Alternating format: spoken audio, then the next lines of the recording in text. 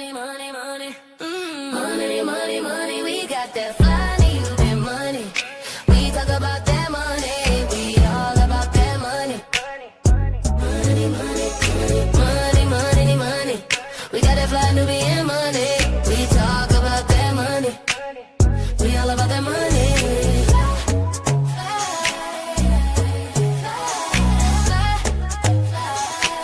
We love our black skin, our melanin, always focusing in on that money. We always win, money never thin, 'cause we hustling, always focusing in money, money, money, money, money, money. We got that money, money, money, money, money. We that fly Nubian money, boss talk, only we stack it up.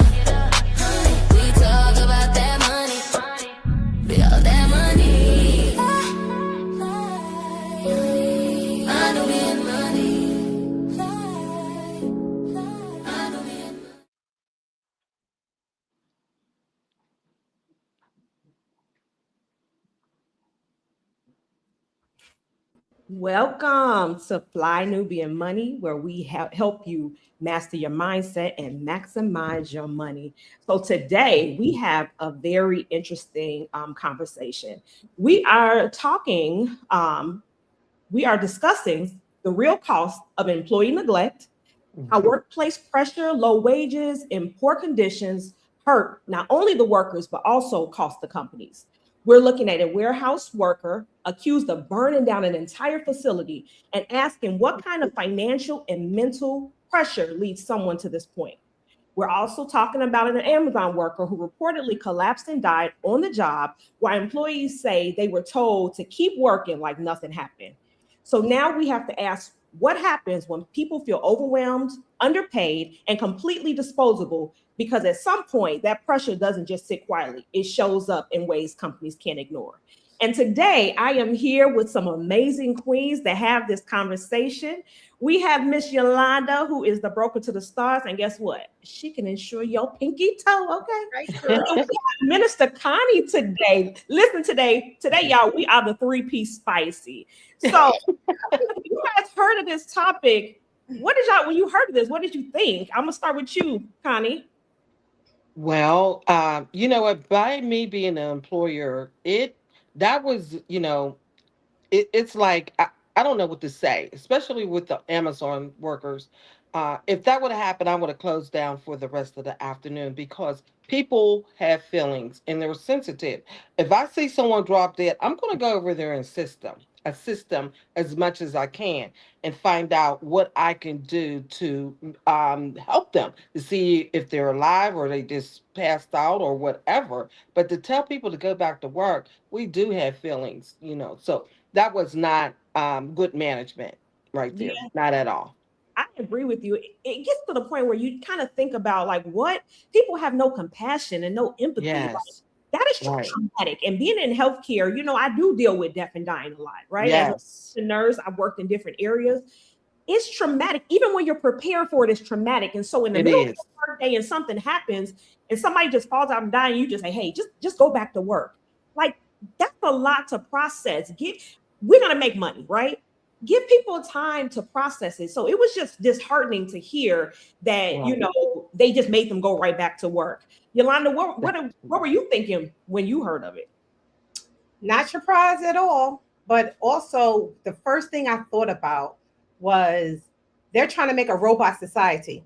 Okay. They're trying to program us and condition us into thinking, oh, workers are just not going to cut it in the future. So this is the reason why we want to bring robots around, because they are durable, they hardly break, and they will do the job when you can't. So I really think this is on a deeper level conditioning. They're conditioning us for the future. Yeah. I think Wow. They also create an insensitive society. Yeah. Yeah, I agree with that because you got to think about it. Robots don't have emotions, right? Right. Robot to do it. Somebody dropped it, something happened, some break. They not gonna have nothing, no emotions attached to it. They just get back to work. But a human, they feel a way. They're like, hey, I'm kind of I'm sad. I'm devastated. And if somebody had a relationship with this person, can you imagine how they feel? And they just had to go right back to work like nothing happened. And then let's take it a step further. How would you feel as an employee if you drop dead and they say, okay, that person's dead, we removed the body, now let's go back to business as usual? Like that happened at my job before, Dominique. Really? Yes, I was working in a call center. A young lady put her head down because she had a headache and she never woke up, and she was there until the janitor found her at that night. Wow. It happened. Wow. And you know what? I felt like one of my friends asked, like, what did you do? And I'm like, I'm so conditioned not making friends with coworkers. That's how I was back in the day. Like, you do not make friends with coworkers. I did, but but in her case, I just wasn't her friend. So I didn't go over there. I'm thinking that she was asleep. I didn't want to bother her. Everybody else did the same thing. And we all just left. And she was just there until like 7 p.m. until a janitor found her body. Wow. I think for me as a nurse, it would have alerted me. If somebody's in the same position and they haven't moved and they're still there, like, I don't see your, like, I just do it automatically. I'm looking just rising and falling. Like, are you breathing? I'm making sure. I would have, even if I didn't have a relationship, I would just looked at the person because I'm just conditioned to do it. The vital signs. Yeah. Like, that person been sitting there for like 4 hours. That's not normal. So, I would have picked up on it like, hey, I know we ain't cool, because I agree with you with the workplace thing. We ain't really friends in here per se. But, it's just sad that, I don't feel like we're valued as employees. Overall. It's like, hey, back to business per usual. I think we have a video for us to watch.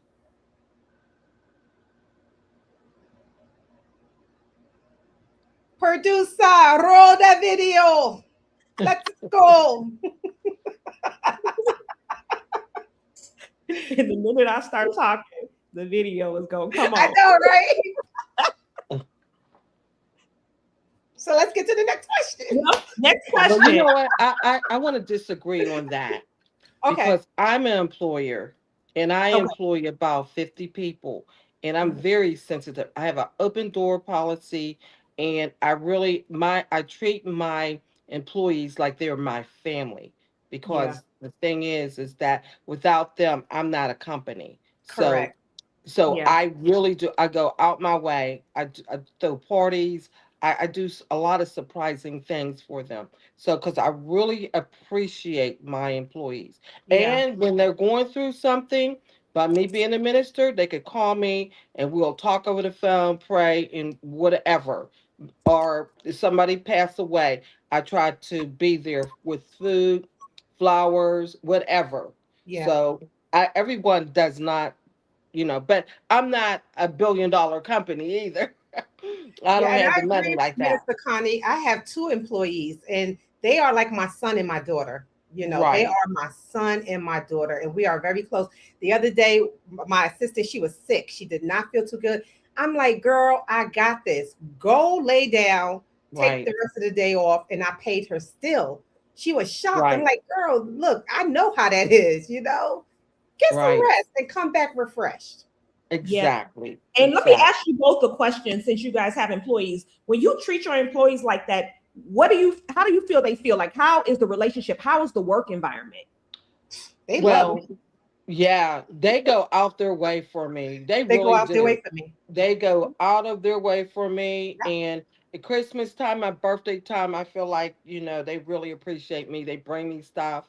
Mostly they bring me gift cards and flowers, and it's just so much appreciated. So I do feel that I do get it back in other ways. So they do. Because when you take care of people, they'll take care of you. And I keep telling people this. Take care of people, especially your people. They will take care of you in return. Yes, they will. I think sometimes, we have these cultures and environments or these cultures in workplaces because they feel like if I'm nice to you, then you won't do your job.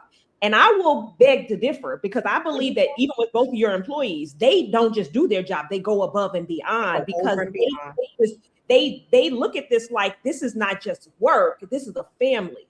And we're a family that, work together. We take care of each other. And when you take care of people, like you said, Yolanda, people take care of you. They go above and beyond to make sure that all this is running smoothly. They'll That's right. go the extra mile because you Right. take care of them and they feel valued but they're still going to do. They Exactly. understand that there's accountability. They understand that Yes, there's still a job definitely. to do, but I can still be nice. I can still hold you accountable, and I can still have some emotions and empathy and compassion towards you more than just you being somebody that's employed by me, but somebody that's Exactly. like family. I can And pour into you and I can give to you. and it Right. goes further than that, Dominique. It goes to like if you're on vacation, like for instance, when I go on vacation, I always carry little $5 bills with me because I'm tipping. Okay. I'm taking that Yes. extra money and I'm tipping people. And let me tell you, that sucker comes back. When my Yeah. maids come into the room, they see that $5. It's not a lot of money, right? But $5 is going to buy them a cup of coffee. They clean my room as if I'm just stepping into Hmm. that room day one. They Yeah. appreciate it. So they take the extra time with my stuff. And the same thing with the valet parker and just Hmm. anyone who you come into service with, they are working. Tip them, show them some love. They will show Yes. love back. Yeah. That's right. You tip them. I went Yeah. to a restaurant one time, and it was just at Denny's, and I had my breakfast came to maybe about $12. I gave the girl $20, and ever since then, I walk in, everybody want to wait on me, because I tipped Yeah. real well, They know you and they tipping. was like, she was like, "Thank you." And one time I tipped a young man. He was working. I tipped him $50, and he came back and he said, I was praying this morning because I did not have enough money to get back and forth to work this week. He said, "What you gave me is going to help me to get back to work." The Lord told me to do it. I was just sitting there, and the Lord said, "Give him $50." And I had it, and I gave it to him. But he came back and told me his story. So you never know what somebody's going through. Never know. Exactly. Yeah. Yeah. And Exactly. it costs nothing to be nice. It Right, costs nothing right, to have compassion for people and care. It right. costs nothing. So I think she may be ready with a video. Okay, You ready, girl, great. producer?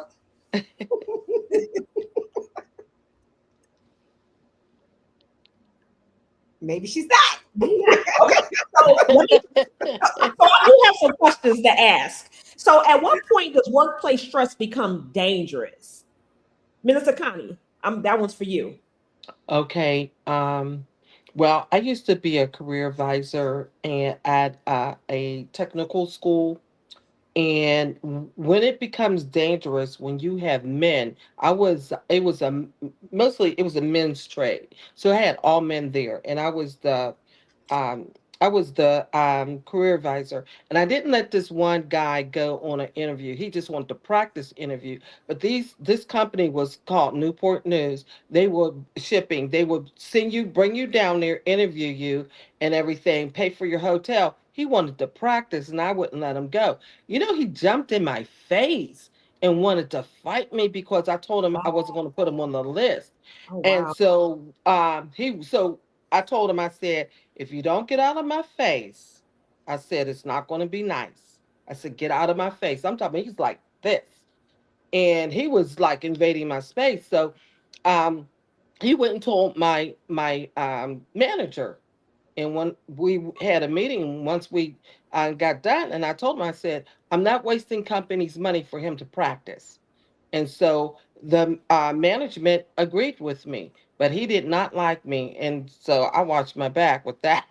You do, especially when we work with certain kind of people, you got to be very, very careful. But by me being a woman in a male dominance environment, I just did not take down for anything. I was just as tough as they were, Yeah. just because they were men. And I didn't want them to think that I was timid. Not at all. Yeah. Yeah. So it wasn't necessarily well, it did become dangerous, not physically dangerous, but I used to work for a home care agency and it was just extremely stressful. It was a horrible work culture. And I had a good friend that actually came in and she went to church with me and she was like a little sister to me. And so I ended up leaving because it was just too overwhelming. It was too stressful. It was just too much going on from inside out. It was just horrible. Wow. She ended up staying on the job. and it stressed her out so bad. And I feel horrible to this day because she was reaching out to me on social media. Well, I didn't check my messages at the time like that. You know, she was so stressed out, she ended up committing suicide. Oh, wow. A You young know, lady in her 20s. wow, that's a shame. You know, because I have a home care agency, and we did I did medical, I had a personal care home, and we did non-medical.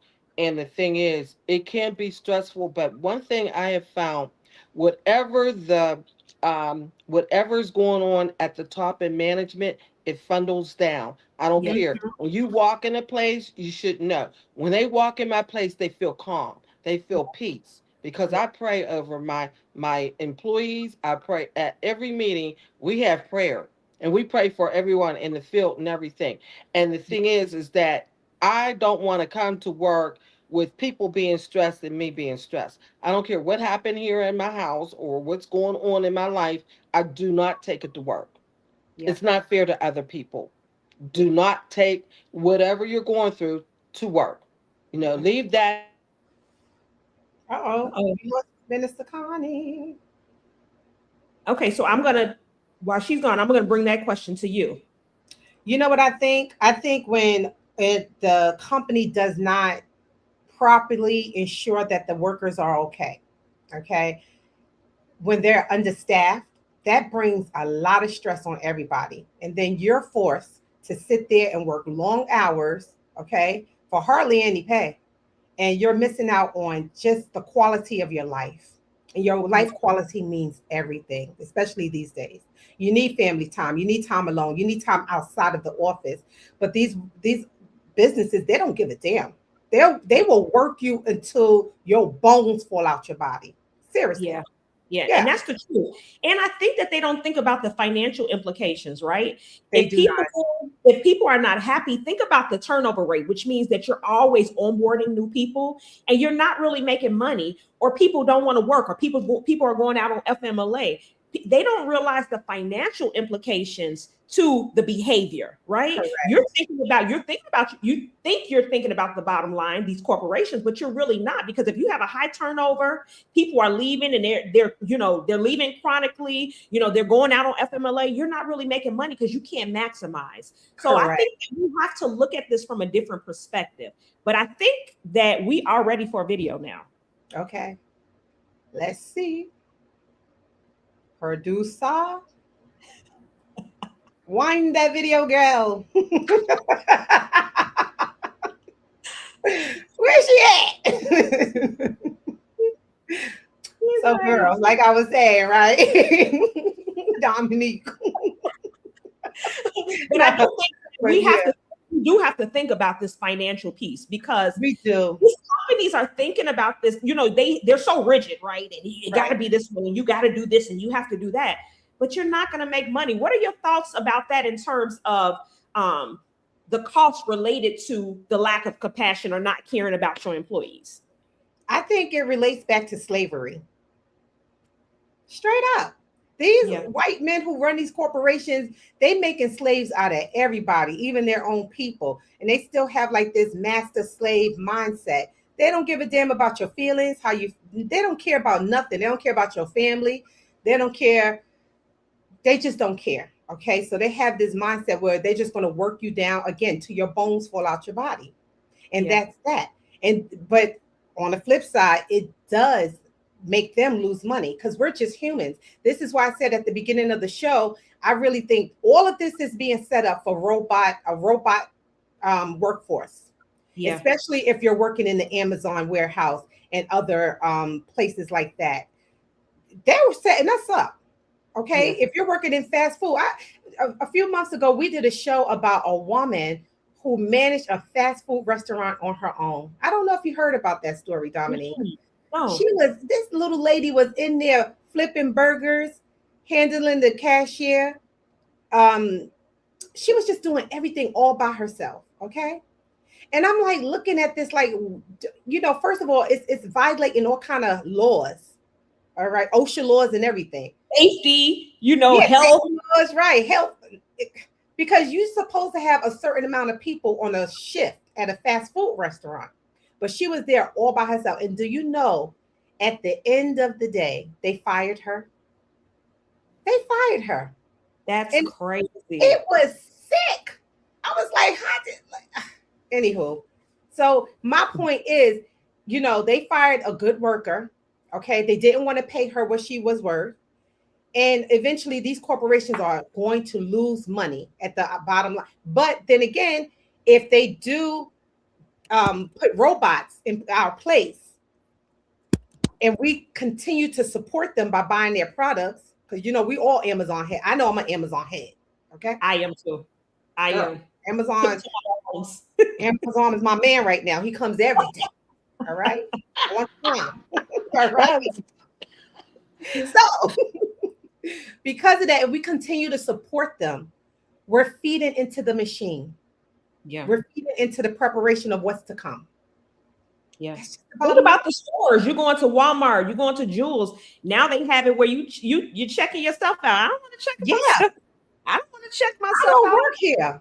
Yeah. And they're setting it up and they're eliminating regular aisles and they're putting all those self-checkouts all over the place because you're right. They are setting us up. You could walk out the door with your card at some places and it just rings everything up and charge your card.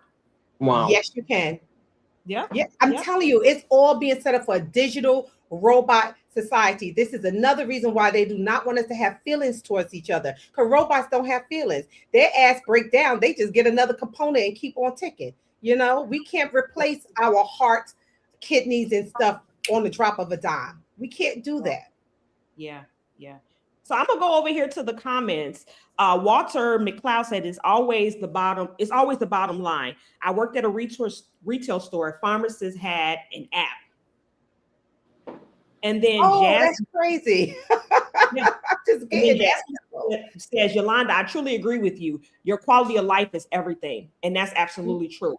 Booker 1138 said, yep, high turnover is common in call centers. Double A 82, yep. I remember that. She worked at BK. I think she's talking about the lady that you were talking about. So yep. She worked at Okay. That was actually my very first job, Burger King. Oh, it was? Very first job at 14. And then, yep, that. And then, let's see. Let's go over here.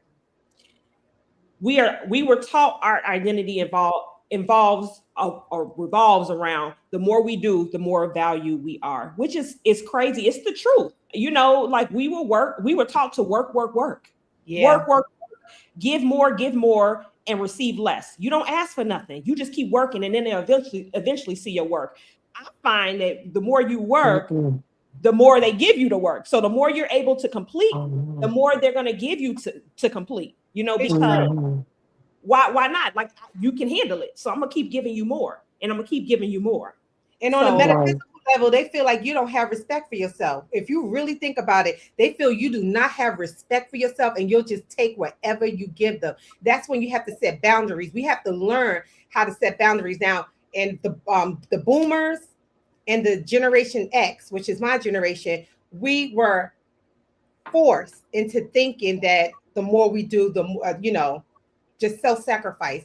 But these young ones, they're like, hell no. These millennials and Zoomers, they're like, hell no. Can't see they figured it because I'm like, how y'all surviving? Like I needed a job, but they have figured out how to make it out. Yeah. Job in a minute. They're not staying. They're like, I'm not doing this no more. Because they realize their worth. That's what it was. We had a lot of programming around us. We were programmed to perform a certain way. These little ones now, they're like, oh no, like they know their worth. Yeah, they're not tolerating it like that. They're not tolerating it at all. They move around, they move forward, and then you have our generation, that are afraid to speak up. I can't afford to lose I'm afraid I can't lose my job. And then also I know I was taught, like my dad's like, you get a job, you stay on there for 30 years. And like even being a nurse, eventually I want to transition out completely from nursing and I want to do real estate full time. And my dad's like, well, you really want to do that? I'm like, yes. First of all, there's nothing holding me there. I don't have a pension and I'm in a great position. I'm a registered nurse. I can go work. If things fall, fall through and it doesn't work out, I can go work anywhere. And so I want to take a risk, but I never really thought about taking a risk because we were taught to bank on these jobs as opposed Yeah. to trying something else. My kids are getting older, and again, I can go get a job tomorrow. So why not? Right. Why not? You know, AI is not doing nothing with healthcare, not for real. Like you're going to need Mhm. humans. And so us being willing to take a risk, I think that changes things too. Us not settling, this new generation that's coming that's saying like, no, I'm not sitting there. I bet you if one of them, these new generations was that there with the Amazon person, they would have left. Like, I'm not staying here. I'm leaving. This is Yeah. traumatic. This is traumatic. Mhm. Yeah. I don't care if I lose me because they don't care that much. Yeah. Mhm. As they So, should. as Because they should. you know what? One thing I like about the new generation, they're teaching us how to have boundaries. Straight up. They're Yep. telling us what we should and should not be tolerating. Now, of course, we should have reason within that, okay? Because some things they do, I'm like, girl, pipe it down. It's not that serious, but they are teaching us how to establish boundaries with these employers. So Yep. Yeah, because a lot of them are still at home. Yep. yeah, They're that's not on another their thing. They have own. the freedom to Yeah, not they have, yeah, because children, young adults is not leaving the nest as we did. We wanted to be out and on our own. But you know what? I have always been one to speak up about something that I was never comfortable with. And so therefore, I used to be called, uh, I was very, what is that when you standoffish? Were you the black sheep of the I was family? the only black in that department, but Or I had your a voice. I had a voice, yeah. So, and everywhere I worked, I was always the minority. It was only one. It was always me. But those are the kind of jobs I got. But all those jobs same taught here. me how to run my own company. Yeah. Nothing's wasted. Nothing's ever wasted. And I used to say, Lord, why am I here? Yeah. Because being a career advisor at that school, it was very hard. I was the only black person that was in management other than a couple of teachers, but it was not really easy in um, talking about giving you more work. There was three people in my department. I worked so hard because it was on performance. I worked them out of their jobs. I was the only one running the whole school, Wow.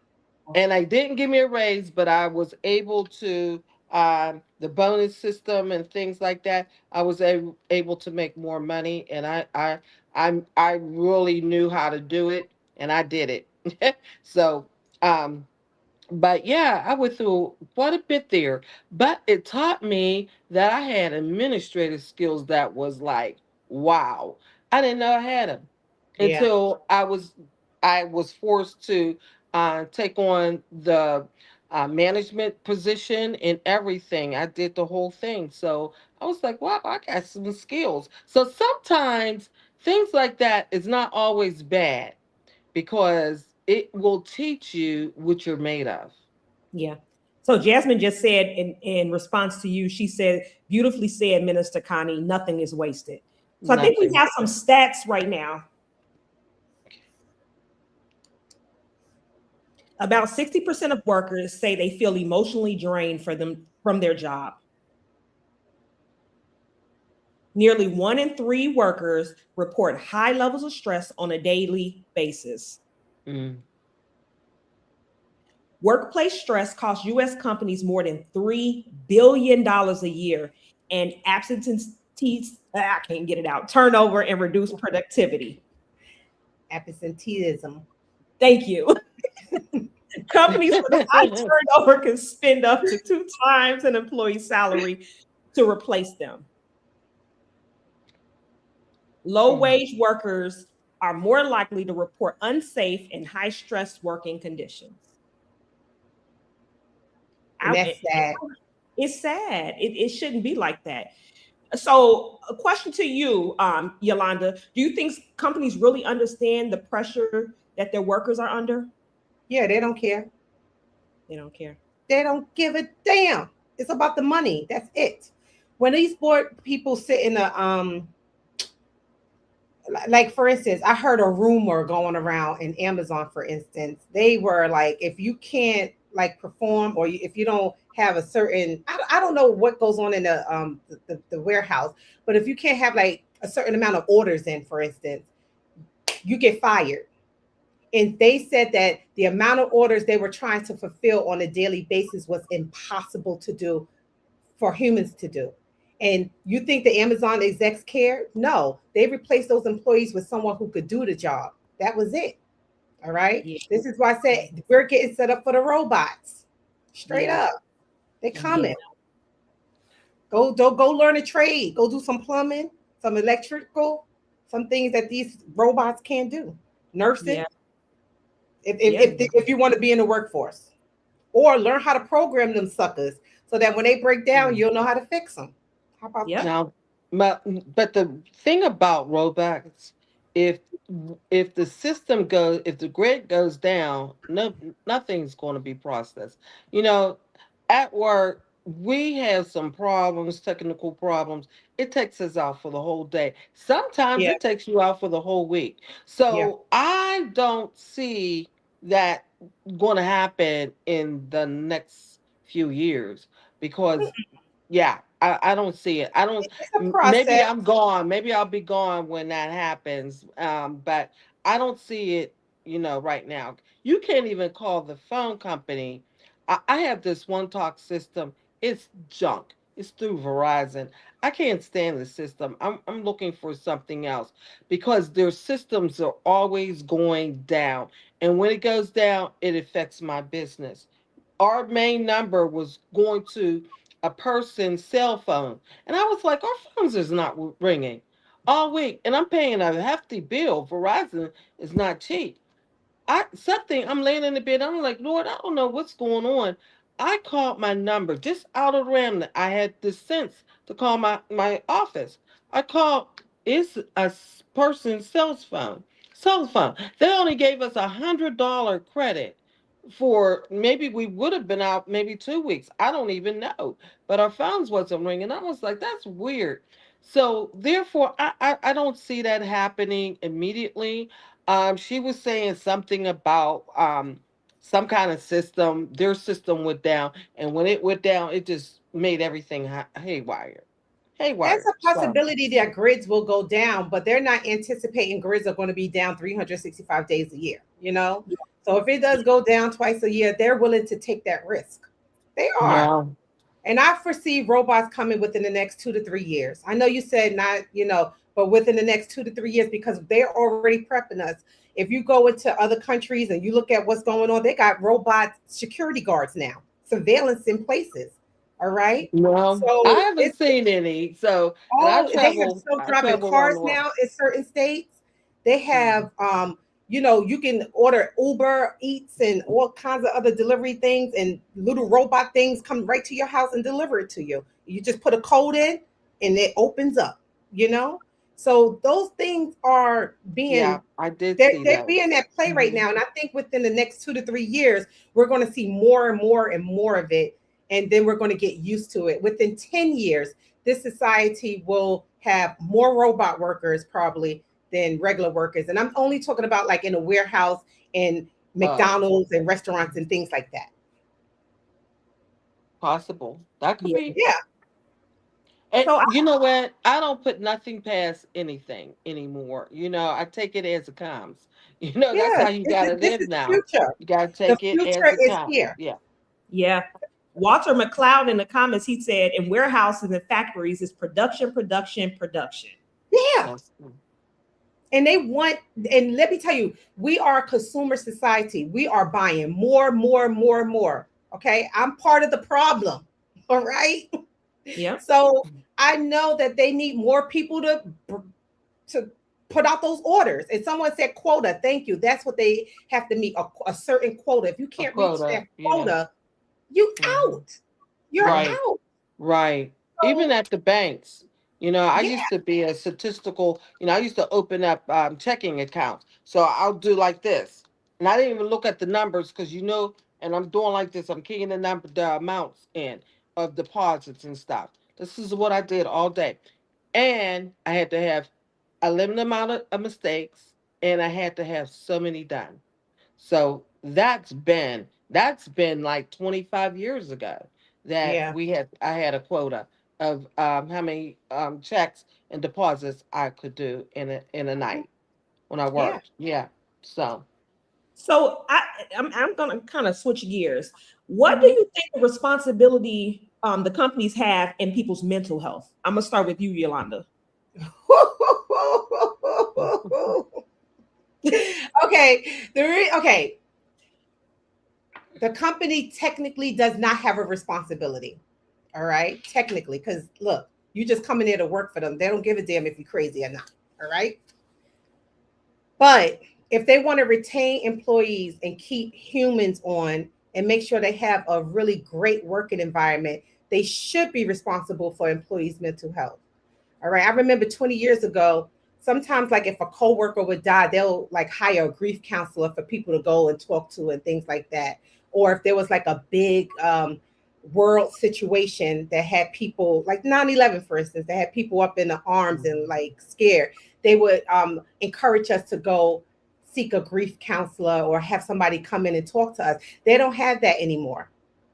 They don't have because these people do not care. They are prepping you for an unkind, unfeeling world, which is why we're always on our phones. We don't have any contact with each other. They're prepping us for this. All Yeah. right. So to answer your question, they really don't have a duty to us. I personally feel that we should take our health, our mental health in our own hands. All right. If you're feeling stressed, y'all, go seek a counselor. All right. There's nothing wrong with that. Seek outside help. Do you always, Yeah. always. Mhm. Yeah. Don't rely on your company to give you the help that you know you need because they're not going to do it. You're just a number and you're just there to collect a check. That's it. Yeah.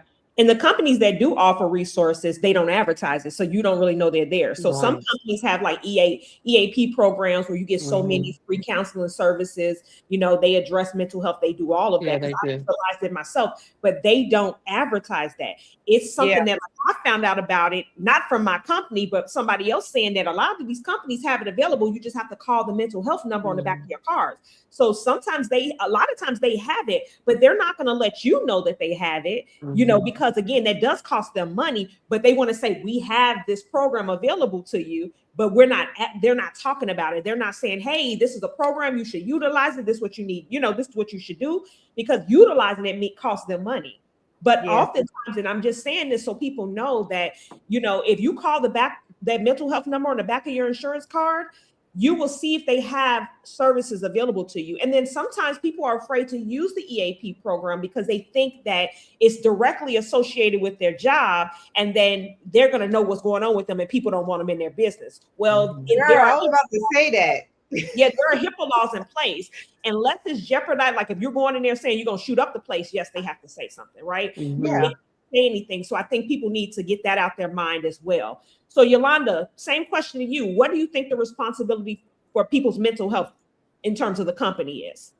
That's Reverend Minister Connie. Yeah, yeah, Oh, you know what? I have a mental health clinic. So, therefore, we as Black people, we do not seek counseling. When I went through a time where I had lost a child and then my 2-year old passed away in 90 days, I lost it. I was crazy as a So bat.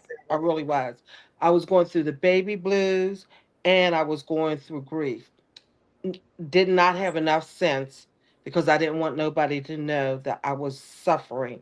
But I had built a wall and I was in there suffering. And I was so deep down in there. So when my associate wanted to open up this mental health clinic, I said yes, because we do not seek it. I think it's a good thing. And to go back to what we was talking about on the back of the card, we are not, as a clinic, we can't even let people know who's coming there.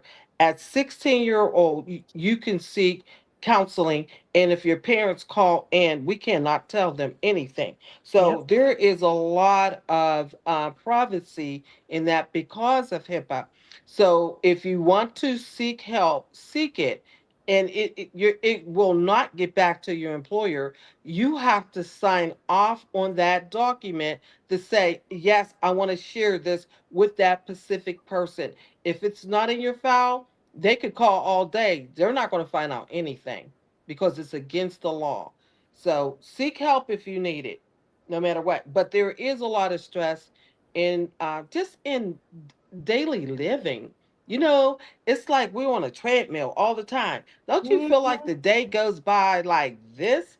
You Yes. know, you Yes. get up, you wake up, and within a couple minutes, it's like a whole half an hour has passed by, and you it feel like you're running all the time. Yeah. So when you have children, you have a family, and you have a job, and you got to take care of yourself, that's a lot of responsibility. That's a whole lot of moving. So therefore, just being self care is very, very important. Self care. Learn how to step back and just let things happen Yeah. because it's going to happen anyway. What can you do? If an emergency happens in my family, they could call, if they can't reach me and they need to go to a hospital, they need to, my girlfriend say, you need to call on Jesus or call 911. One or the other. That's what you need to do. And that's so true. What can I do? I can't do anything. Yeah. Exactly. Yeah. Exactly. So I have another question. So what happens when a person is they're burned out at their job, but they can't afford to quit? What is some Ooh, ooh, to that get, was me. and there's a lot of people that's in that situation that they're so unhappy. They're treated horribly on these jobs, but they cannot afford to go anywhere. They don't even have the confidence to speak up for themselves because they're afraid that if they lose this horrible job, they're in trouble. So, Minister Connie, what advice would you give them? Like, what would you tell them? I was in that position. I Yeah. prayed I said, Lord, bless me somewhere else. And what happened, I was self-employed. Now, it was very hard to step out of that paycheck, but we should not be attached to anything. Because Exactly. when you become attached to something, it's hard to give it up. But I had to pray myself out of that job to move on. And I am financially and much, much better. Sometimes you just need a friend or someone to encourage you and to speak into you. That's what I needed. I just needed someone to speak into me about my situation and what I need to go, because a lot of people wasn't in that position. They was happy, in their position or whatever, if they didn't complain about it. But I had to pray about it. When you don't have no one to speak to you or speak into you, speak into yourself. That's why I do every morning. I tell myself certain things every day because you got to speak to yourself on certain things. But I had to move out of that. And the thing is, you position yourself. Stop Yeah, your spending. Stop spending recklessly. Make sure your bills, you have at least 6 months to 1 year savings before you do that. See, I did that. I jumped out with both feet into business and was drowning the first month. Stupid. But you learn from mistakes, and that's why I'm telling people now, make sure you, even if you have up to a year of savings for emergency while you're making that transition. Don't just do it. While you are planning, make a plan financially also. Now, if this don't happen, have a A, B, and a C. yeah. I agree with that. I think that you have to step back for a moment, right? Because we get consumed in how we're feeling.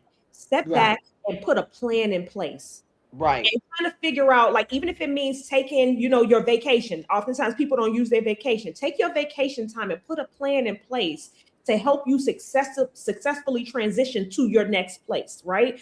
We get right, so overwhelmed and we get emotionally boggled down that we can't really evaluate our situation and we can't even see what other opportunities are out there for us.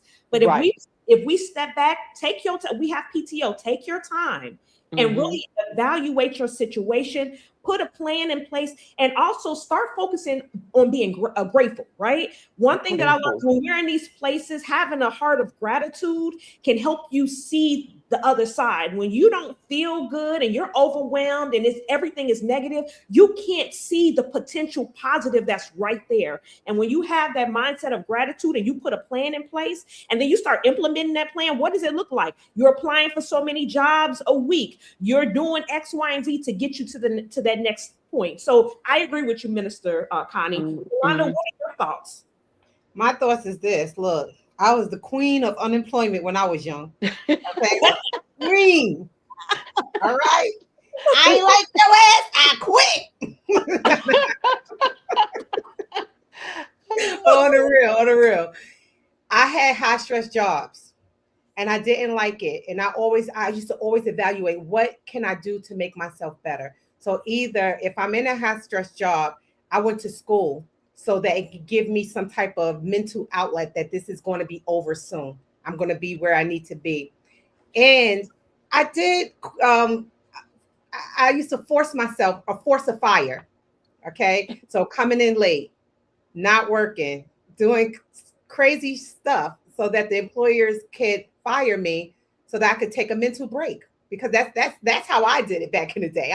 I'm being honest with y'all, okay? I know you probably can't do that right now because of the way everything is set up. But back in my day, in the 90s and early 2000s, that's what I did.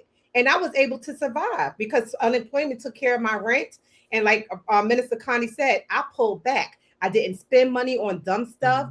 I made sure that I had a budget for food. You know, I didn't go out. I didn't do a lot of things because I knew I didn't have the income. I was just concerned with paying my rent, making sure that, you know, a roof was over my head. Unemployment was my friend, but I didn't just do unemployment, y'all, because that's irresponsible. I always set myself up for the next level. I always leveled up. That's just what I did. So while I was on unemployment, I made sure that I went to school, got some certificates, made sure that I was working towards my degree. A lot of things so that I could better myself for my future. I always did that. But yeah, unemployment was my best friend. You know, I have never, ever used unemployment. What? I did it once. One That's time. the American way. Fired from a job. I have never been fired from a job. That type of OCD in me would never even let me get to that point. I would leave before I got to the point that I would get fired. I've never ever been fired from a job. Well, it's the art of being detached from jobs, places, and things. You know, be detached from that. You don't own the company. I think I'm attached to Michael Whitney and Associates because I own a company, but I'm not attached to anything I don't own. Yeah, but you got to think about that's the mindset that we have. I was programmed to feel that way. I was programmed like you don't lose a job because if you lose a job, you can't get a job. Now my mindset is different. Oh, I always thought you can't get a job, and I have a business now. You know, so I have a different my mindset is different. But I never have just because you know I just never lost. I've never tapped into unemployment at all. Yeah, girl, I was like, cancel that bitch. I'll get another one. I did one time because the job, I left the job, started another job, and then he put me on unemployment to help me out while I built my business. And awesome. Wasn't that wonderful? He paid into my unemployment so that I could start my business that he helped me with. Yep. Mm-hmm. I like very gracious man. Yeah. Nice. Mm-hmm. So Miss Producer says she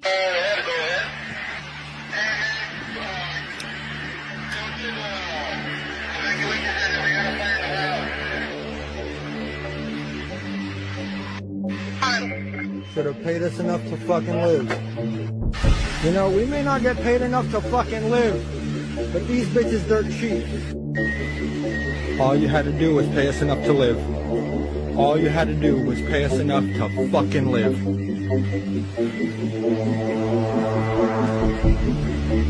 All you had to do was pay us enough to live. There goes your inventory. Wow. Woo! The crazy part about it is we're going to see more. We're going to start seeing more of this type of stuff. I mean, we're seeing it happen.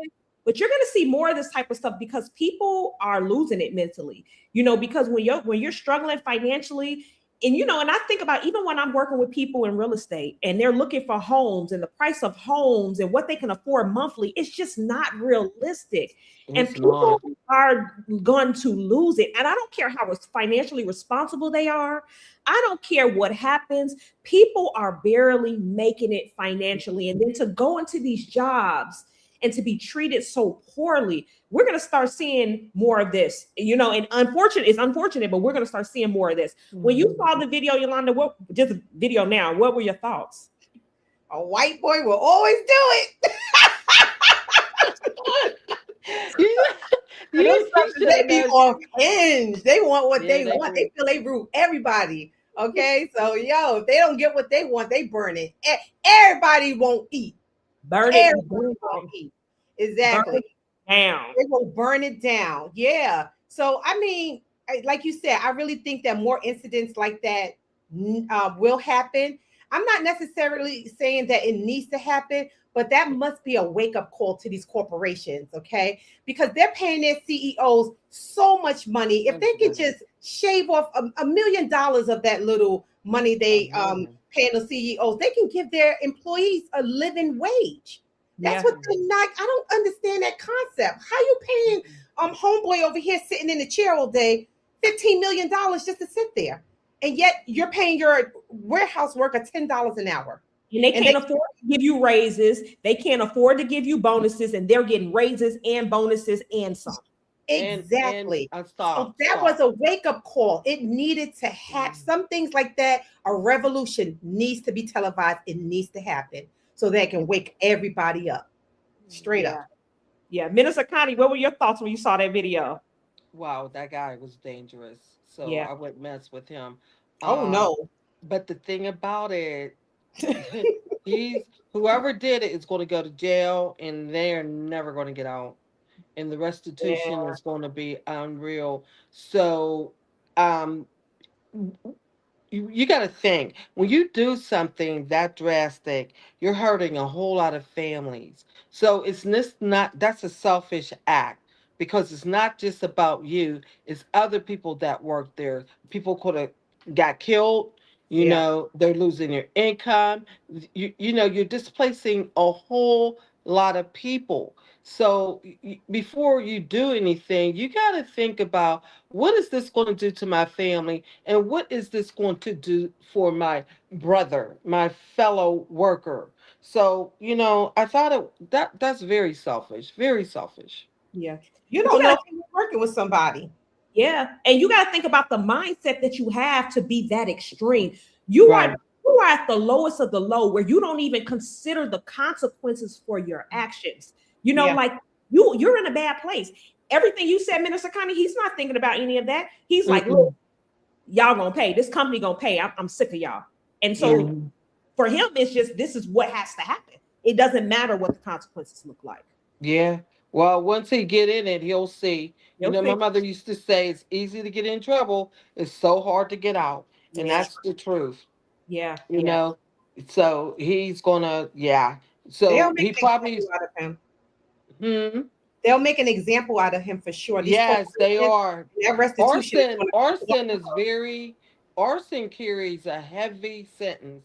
It does. So it really does, because I know somebody that caught their house on fire for the insurance, and they got a lot of time. They won't see no streets for at least 30 years or more.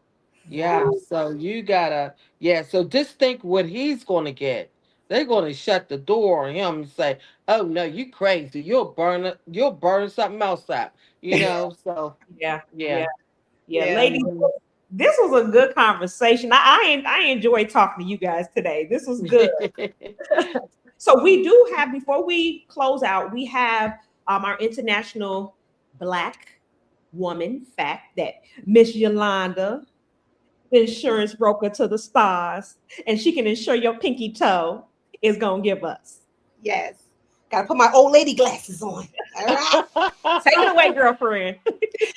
Rebecca Inongchong, Cameroon, a tech entrepreneur and founder of Axe Tech.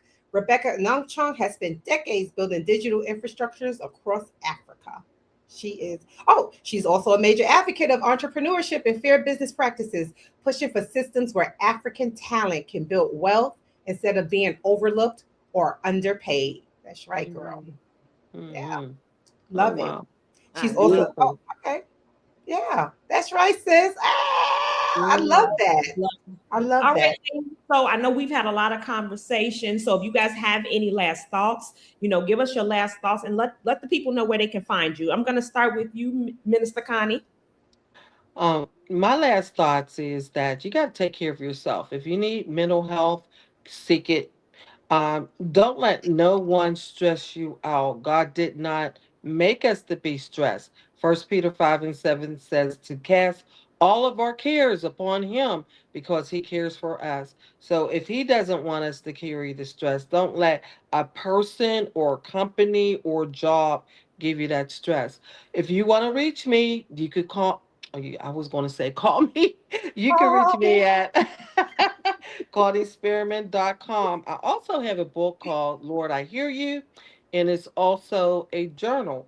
So you could reach me through there to get the book, or you could go on Amazon and get the book. So love you. Have a blessed weekend. Thank Take you. care of yourself. Yes. All right, Miss Yolanda. yes. So my comment is this. This is the future. We're seeing a lot of these incidents happening because again, we are bringing in a society of robots, workers, and things of that nature. It's going to be a very tech-filled future, Mhm. and we just have to prepare for it. We should educate ourselves. And look, we're humans, especially us Black folk. Okay, I love us because we go around when people put obstacles in front of us, we go around that and we reinvent ourselves. Okay, we'll probably be in charge of the robots in the near future. Who knows? All right. So, anywho, just prepare yourself for the future. I'm Yolanda Spivey. I'm the broker, insurance broker. If you need anything insured, give me a call. You can reach me at mwhitney.com. And also, I'm across all social media platforms. And like Ms. Dominique said at the beginning of the show, I can insure your pinky toe. Okay. So give me a call. Yeah. Thank you. Thank you, guys. So my final thoughts, I'm going to keep it brief and I'm going to piggyback off of Minister Connie. We have to take care of ourselves. Yes. And at the end of the day, if you're in an environment where your peace is jeopardized, your mental health is jeopardized, you have Mhm. to make another move and never feel like you are at the mercy of another human being via this company. There are other opportunities out there. And like I was saying earlier, you have to step back, come from a place of gratitude and think about all the great things that are happening in your life and think about Mhm. everything that you went through before. You made it through that, you'll make it through this as well. And so get around people that pour life into you, network. There are opportunities out there. You're never stuck anywhere ever. So when you're thinking about that, take care of yourself and get around people that are going to pour into you and get out there. Your network is your network. There are other opportunities.